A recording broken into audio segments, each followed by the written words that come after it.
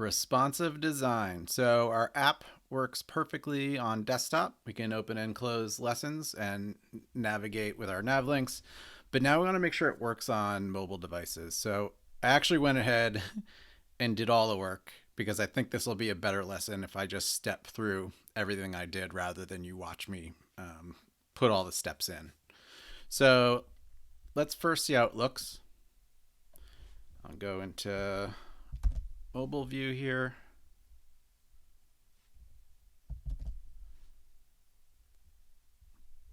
So first thing you notice is now when we get down to mobile devices, we don't see the lesson just because that whole grid just takes up too much width of the screen. So by default here, it's hiding the lesson and showing your list of rows essentially on the screen as the menu. And then notice this menu icon also now appears at these sizes. So the first thing I'll do is click on a lesson. And so what that's doing, it's obviously showing the lesson. It's opening that video page into a container and it's hiding the list.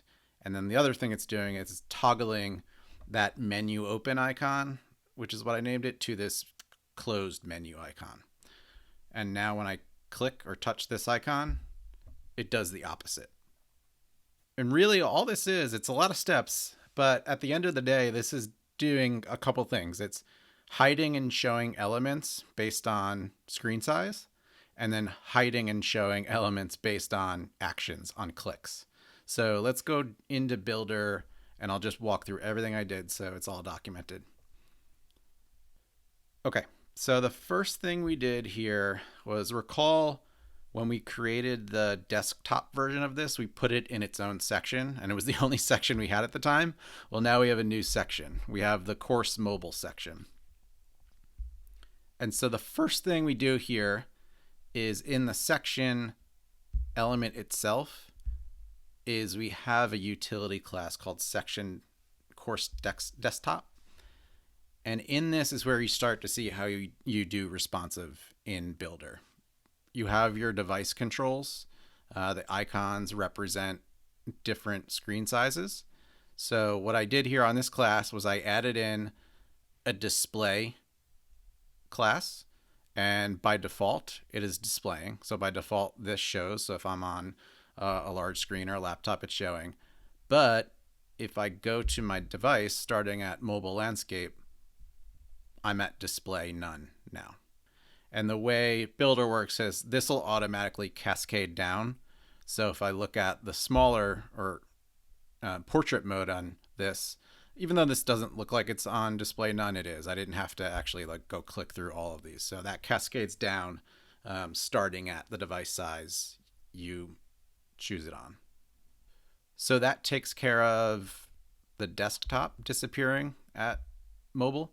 Now we want mobile in our new section to do the opposite. So it has this utility class section course mobile, which by default is display none. And then at landscape, I just put it as flex. Now within that course mobile section, it's actually a lot simpler in terms of what elements it has than the desktop one, because I don't have to do grid and all the other things I did there. I don't have an empty state because it's not showing at all. So there's no blank container. So it's a container of a list. And what I did, I think I mentioned earlier, is I created a separate list row for the mobile version because, as you'll see, this is what it is.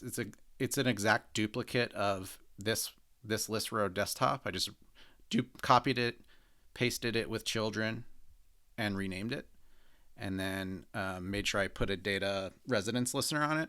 The reason I need two of these is because this has a different set of actions than the desktop version. So create that and connect this list of rows to that list row. And then the only other thing is this empty container, and I think the only thing I put on it was some padding. So padding of 15 pixels all around so that when it shows up on the phone, like it did here, it's got a little space around the edges. Otherwise, it's pretty smushed up there. And then for our icons, those are in our course navigation component. I brought in 2 new images, and then did similar behavior here, gave them their own utility class that is not showing by default, so display none by default, and display block in this case at landscape.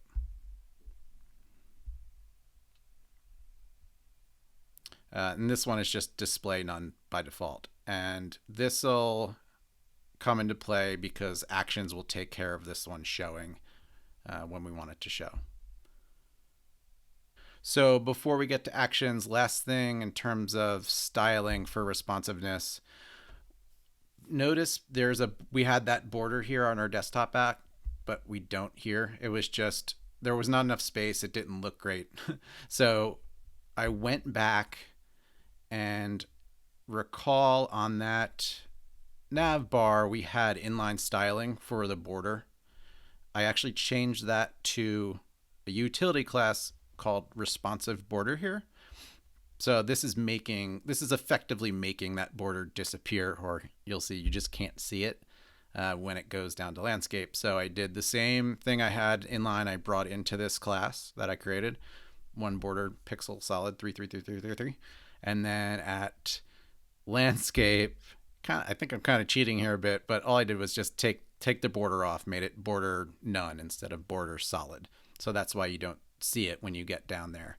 And then same thing to get rid of that middle bar. I did the same kind of thing on this right side container. So called this responsive border left, and then at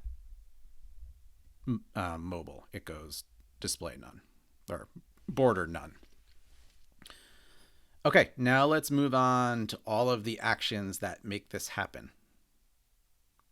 So there are actions on 3 pages here. We have actions on the navigation header page. We have actions on the course page itself. And then we have actions on the lesson list row mobile. So let's start here. There's a single action actually on this one, open mobile lesson. So when I click the lesson list row mobile, which is showing at mobile sizes, it's first running an action on a page, toggle mobile menu icons. And so that's when it's switching the icon back and forth. So this is on, I'll go to it, but this action is on the nav page. It's removing that style class of open mobile lessons icon that we created that doesn't show this icon until certain screens.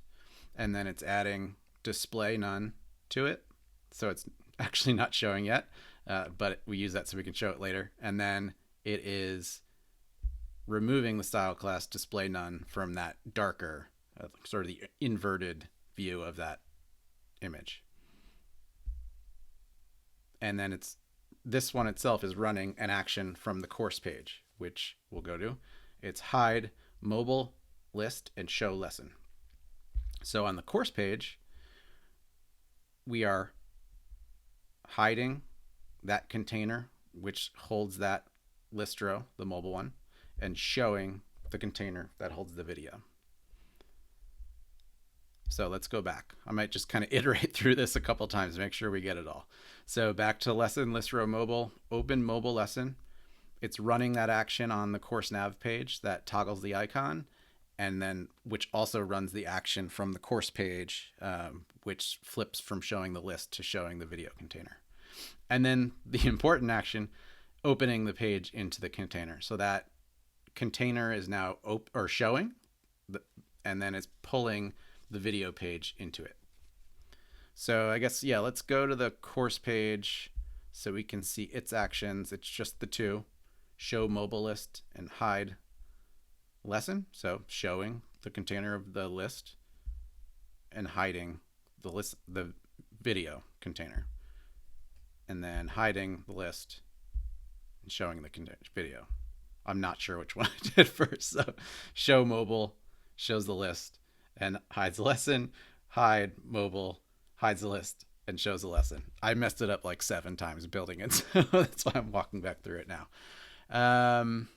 Yeah, and then the nav, We saw the first one, which is toggling the menu icons and showing the right container.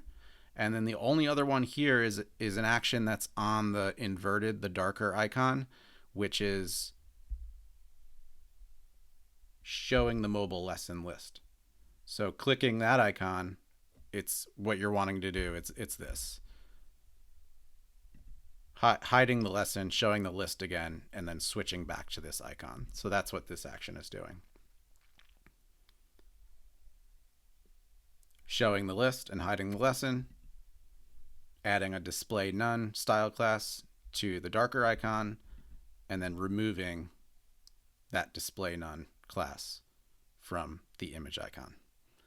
That's it. So now we have a fully functional and fully responsive online course app. Now we need to market your course app. So the next few lessons, we're going to build a landing page. On that landing page is going to be an email input and a button. So when someone signs up, they're going to put in an email and password. What that will do is put them on a wait list. They won't have access yet. And then we'll build a way to manage the users so that you can move them off the wait list. They'll get an email when you do that, and then they'll have access using that email and password. That's it. See you then. Bye.